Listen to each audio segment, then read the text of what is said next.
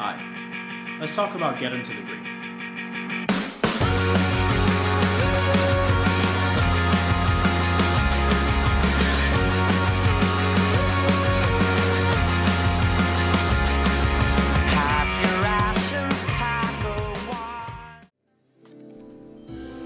Hey, do you guys remember that one story about a man whose greed, arrogance, and self-obsession pushed those he loved away from him and ruined his reputation until someone showed up at his house and took him on a journey, showing him who he was, who he is, and who he will become, so the greedy man will change his ways and become the best version of himself?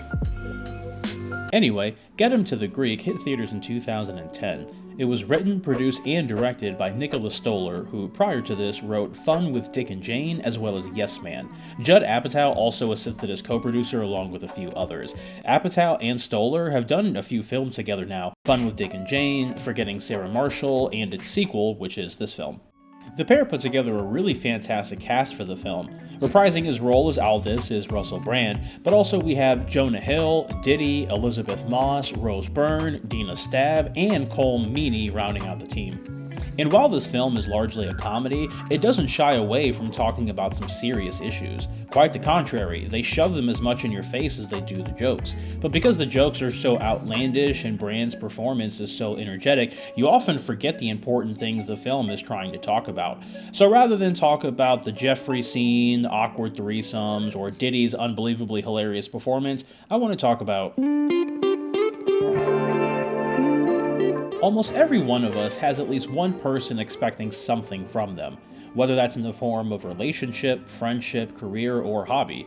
Sometimes it's one big thing, sometimes it can be multiple small things.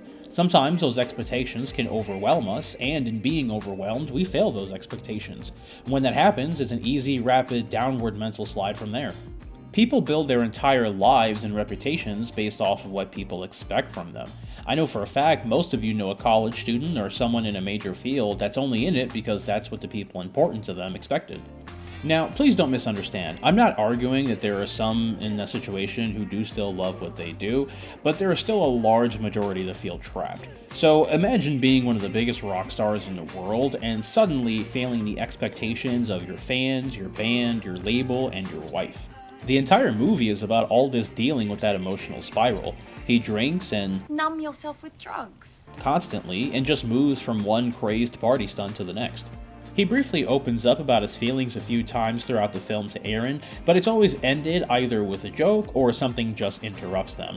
It's not until the end of the film where, after the pressure, emotional trauma, and drugs lead to him nearly killing himself, that Aldous can fully come clean to Erin, in a metaphorical sense, even though he does actually get clean by the end of the film. And even after that, Aldous refuses to go to the hospital and again risks his life because all of his fans at the Greek are waiting for him and he doesn't want to let anyone else down. I want to go to the Greek theatre and I want to save your job.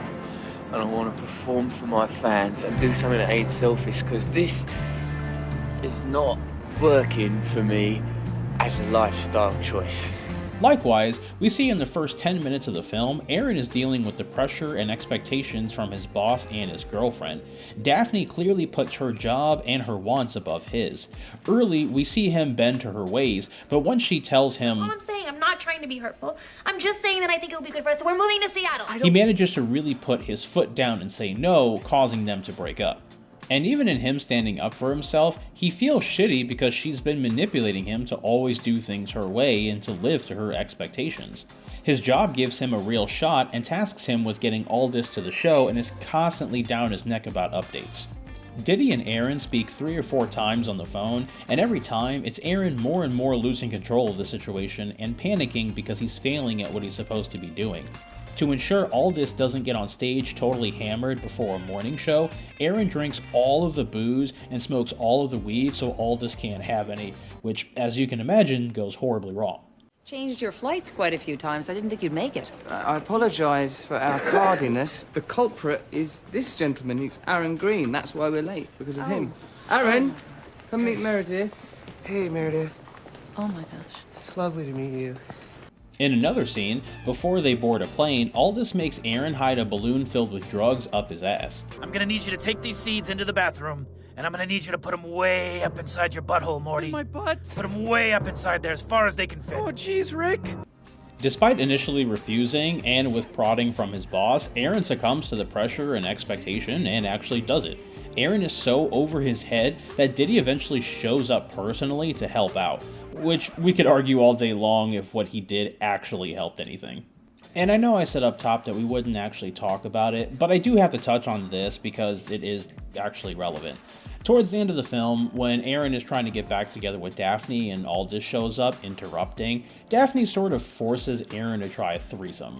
She guilts him by saying that he slept with someone while out on the road, and it isn't fair that she can't do the same, despite the fact that it was her who put their relationship in jeopardy by trying to force him to move, and then broke up with him when he didn't want to.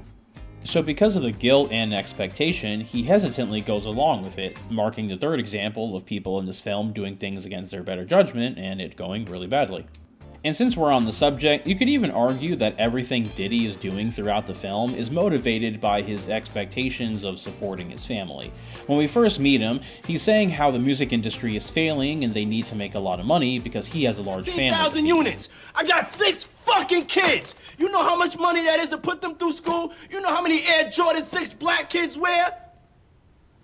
He accepts Aaron's idea to try to pull off the 10-year anniversary event because the numbers Aaron did clearly show they were going to make a lot of money, and when he realizes Aaron can't hack the job alone, he decides to personally go to Vegas and get them back on track to make sure Aldous can make it to the show, thus protecting his investment. He even tries to drug Aldous up before the big show to make sure that Aldous is at his most energetic, even after Aaron flat out tells him that the drugs are ruining his life and that Aldous needs to go to the hospital because of the broken arm. Sure, you could argue that most of that stuff is pretty surface level, and to a certain extent, you'd be right. I just think that there's a lot more going on with this topic than you really think about the first time you watch it. Get Him to the Greek has a lot to say about the music industry, relationships, goals, parenting, and peer pressure. But something it talks the most about without saying much is... A few minutes ago, I compared this film to The Christmas Carol story by Charles Dickens. And at first you may have been like, look, if you're coming, you better come correct. But if you follow my channel at all so far, you'll know I'm actually going somewhere with this, so allow me to elaborate. Aldous Snow, like Ebenezer Scrooge, spent most of his adult life chasing money and success. Clearly it changed both of them over the years into someone they didn't used to be. They pushed most people away from them with their personalities, and the ones that do stay out of some obligation, almost all of them being work. Both of whom had fathers that let them down, and it resulted in emotional trauma and disconnection. And both of whom were in love with women, but allowed their vice to ultimately win in the end. In A Christmas Carol, Jacob Marley and the Ghosts show Scrooge his past, just like Aaron ends up doing for Aldous when they go to LA and see Jackie, Aldous' ex. Scrooge is shown the present by seeing Bob Cratchit's home as well as his nephews. Aldous gets to see his son while in LA and realizes just how much he misses and loves him, even after learning that Naples isn't his biological son. Scrooge is shown his own tombstone at the end of the story, and Aldous sees his dad while in Las Vegas, a man who he considers dead inside already, while worrying that's exactly the road he's going to end up on. Scrooge, after witnessing everything, pleads for a second chance to change and better himself. Aldous, while bleeding and broken, asks Aaron to take him to the Greek so he can have one more chance to make his fans proud. Scrooge wakes up in a literal and emotional sense and runs out to change his ways. After the suicide attempt, Aldous wakes up in an emotional sense, gets clean and starts a label with Aaron and gets more time with his son. Sure, it doesn't track perfectly, but enough pieces are there that you can see the picture. And maybe that was the point. Maybe they wanted us to fish this out. Maybe I have too much goddamn time on my hands and I'm looking way too hard into things. But I'm curious. What do you think?